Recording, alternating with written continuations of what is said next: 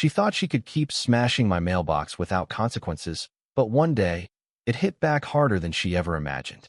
If you're reading this, let me know where you're from in the comments. I'd love to see how far this tale travels. It started small, just a few dents, a slight wobble, nothing to raise alarms. I figured some careless driver clipped the curb or kids on bikes got too close. But by the fourth time my mailbox was reduced to splinters and twisted metal, I knew this wasn't random. This was war, and I had a prime suspect. Linda, the neighborhood tyrant who ruled our cul-de-sac like a dictator with a clipboard. Linda wasn't just any neighbor, she was the neighbor, the kind who measured your grass with a ruler, counted cars in your driveway like a spy, and filed HOA complaints like it was her day job. For some unhinged reason, she'd fixated on my mailbox. Maybe its navy blue clashed with her beige utopia, or maybe she got a sick thrill watching me replace it. Either way, she'd picked the wrong fight, and I was about to make her regret it. Looking back, I should have caught on sooner. The first few hits were subtle scratches, a dent, things you'd blame on a delivery truck or a stormy night. The mailbox tilted but stood. Then one morning, I stepped out for the paper and froze. My mailbox was gone, obliterated. The wooden post was snapped like kindling. The metal box lay yards away, mangled beyond recognition, its door flapping like a broken jaw. Tire marks scarred the pavement, leading straight to the crime scene. This wasn't an accident. It was a deliberate assault. My gut twisted as I scanned the street, landing on Linda's house. She wasn't outside, but I could feel her watching, smirking behind her curtains. Linda was the HOA's unofficial enforcer, a woman who could spot an unapproved lawn gnome from a block away and had a vendetta against anyone who didn't bow to her rules. I'd been on her radar since moving into Willow Creek Estates, a tidy suburb where her word was law. It started with petty HOA notices trash, cans out 5 minutes early, a barbecue running past 9 p.m. But when I shrugged them off, she escalated. Now my mailbox was her battleground. The attacks grew bolder.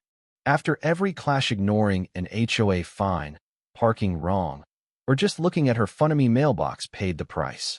Dents turned to loose bolts, then full-on destruction, always with fresh tire marks as her calling card. By the fifth replacement, I was livid. Linda played innocent, cooing, "Oh, maybe it's too close to the road," her lips curling into a smug grin. Please. This was sabotage. I tried official routes. The HOA, run by her cronies, brushed me off. Police needed hard evidence. A cheap security camera caught nothing. Then came the final straw. One chilly Saturday, I stepped outside, coffee in hand, and saw only a jagged stump where my mailbox had been, splinters scattered like war debris. Across the street, Linda sipped tea on her porch, her eyes locked on me, that smirk screaming guilt. That was it. No more replacements, no more playing nice. She thought she'd won, but she'd just unleashed a reckoning. I wasn't just going to stop her, I wanted her to regret ever crossing me. Staring at that empty spot, my fists clenched, I vowed to change the game. Linda thought this was her turf, but I'd make her wish she'd never touched my property. I didn't want another flimsy mailbox. I needed a fortress, something to send a message. Days of research led me to rural mailbox designs built to survive snowplows, trucks, even bare steel cores, concrete bases, impact-resistant shells. I didn't want a mailbox that absorbed hits. I wanted one that fought back, redirecting every ounce of force to the attacker.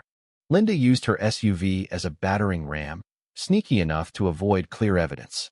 Next time, her car would feel the pain. I studied materials, impact physics, and local regulations to keep it legal. My plan: a steel-reinforced, concrete-anchored, armored trap disguised as a normal mailbox. Linda's nosiness meant I had to build it covertly, so I let days pass without replacing it, letting her think I'd surrendered. When she was out, I got to work. I dug a 3-foot hole, wider and deeper than any mailbox needed, and poured 200 pounds of reinforced concrete, embedding a thick steel pipe as the post. It dried into a rock-solid anchor no car could budge. The mailbox looked standard navy blue, unassuming, but inside, steel plating was welded like a tank, bolted to redirect impact force. Any vehicle hitting it would crumple like foil. I stepped back, admiring my creation, a legal, unbreakable trap. Now I waited. Linda noticed the new mailbox that evening, squinting from her porch, tea in hand. Her head tilted, sizing it up. Then she smirked, a look that said, "You think that'll last?" I knew she'd strike. It wasn't if, but when. I didn't wait long. Linda couldn't resist. For days, she lingered near my yard, eyeing the mailbox like a predator. I felt her plotting, waiting for the right moment. One quiet night, I sat by my window, coffee cooling, senses sharp. Then I heard Ida low engine rumble, slow and deliberate. Not a neighbor coming home, but someone on a mission. Headlights flickered, creeping closer. Linda's silver SUV rolled up, pausing in front of my house. My pulse raced. I slid to the window's edge, out of sight, watching. She revved slightly, hesitated, then floored it. The SUV surged, aiming straight for the mailbox. Then came the crash, a deafening metallic boom that shook the street, followed by a sickening crunch. Steam hissed, metal groaned. The mailbox didn't budge. Linda's SUV? Totaled. The bumper was pulp, the hood buckled, the radiator spewing. I bit back a grin, stepping outside with fake concern. Linda sat frozen in her seat, hands gripping the wheel, eyes wide with shock. Her dashboard flickered, her car dying. She turned, face a mix of rage and horror. "You set me up," she screeched, stumbling out. "This is illegal. You tricked me." I crossed my arms. "Tricked you? So you meant to hit my mailbox?" Her jaw dropped, realizing she'd confessed. Neighbors emerged, Tom in pajamas, others flipping on porch lights. "Holy crap, she hit it," Tom muttered, grinning. Linda spun, snapping, "Mind your business." But the crowd grew, chuckling at her crumpled SUV and my pristine mailbox. She'd lost, and everyone saw it. Police arrived fast.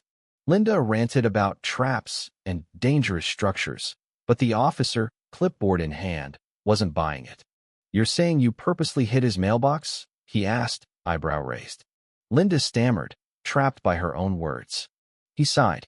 "That's reckless driving, vandalism, maybe endangering others." She got a ticket, her totaled car towed away. Her insurance claim? Denied for intentional damage, flagged as fraud, spiking her premiums. The HOA, once her puppet, backed off, calling her a liability. My mailbox stood untouched, a gleaming monument to her defeat. Neighbors whispered, laughed, and stopped fearing her. Linda's empire was dust. The fallout was glorious. Neighbors, freed from her grip, rebelled. Tom left trash cans out. Christmas lights stayed up. Late BBQs blared music. Linda's complaints piled up, ignored. She tried harassing Meglering, leaving nasty notes, but her power was gone. When neighbors reported her for trespassing, police warned her. One more stunt, and she'd face real charges. Her face said she finally got it. Weeks later, a moving truck appeared. Linda was gone, no goodbye, just rumors she fled to another suburb to escape her shame. Willow Creek breathed easy, no more petty fines or HOA tyranny. My mailbox stood proud, never touched again. Then the legend began. Kids whispered about the Linda Slayer mailbox, tales growing wild, titanium core, nuclear bunker parts, stopping trucks at 80 miles per hour. A YouTuber filmed it, calling it a legend. Cars slowed to snap photos. A blogger begged for an interview. Teens started a mailbox challenge, punching or kicking it, only to limp away, defeated. One night, I caught a kid clutching his hand after a full-force punch, groaning, "We thought it'd break." I smirked. Smarter than Linda, she used a car. The mailbox became our mascot, a symbol of standing firm. The HOA loosened up, focusing on block parties, not rules. A new family moved into Linda's house, eyeing my mailbox curiously. I don't jump to conclusions, but if another tyrant comes, the fortress is ready. Linda thought she was untouchable, but a steel-clad mailbox and her own arrogance brought her down. It wasn't just a win, it was justice, proving bullies only win if you let them. Share your neighbor nightmares below and join the fight for sanity. My mailbox still stands, a quiet hero, reminding everyone. Mess with the wrong person, and you'll crash harder than you ever dreamed.